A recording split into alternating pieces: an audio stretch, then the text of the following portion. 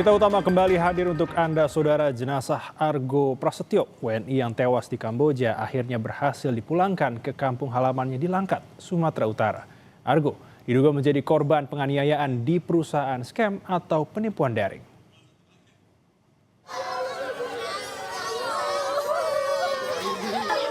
Setelah 46 hari tertahan di Kamboja, jenazah Argo Prasetyo, WNI yang diduga menjadi korban penganiayaan hingga meninggal di Kamboja, tiba di kampung halamannya di Langkat, Sumatera Utara.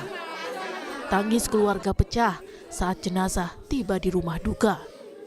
Keluarga mengucapkan terima kasih kepada Kementerian Luar Negeri, pemerintah daerah, dan anggota DPD asal Sumut Pendeta Penrat Siagian yang telah membantu pemulangan jenazah Argo. Mengucapkan terima kasih kepada Allah Subhanahu wa Ta'ala yang telah melancarkan proses pemulangan jenazah pada hari ini.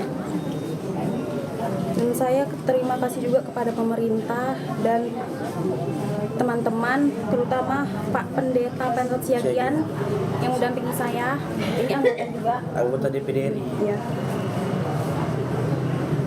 Yang dimana selama ini bekerja sama untuk proses pemulangan jenazah.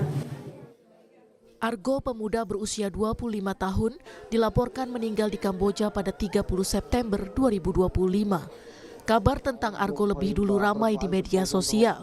Sebuah video memperlihatkan Argo terlantar di pinggir jalan dengan kondisi lemah dan penuh luka lebam di wajah serta tubuhnya. Argo diduga menjadi korban penganiayaan di perusahaan scam atau penipuan daring tempat ia dipekerjakan secara ilegal. Ia sempat mendapat perawatan, namun nyawanya tidak tertolong. Tim Liputan Kompas TV.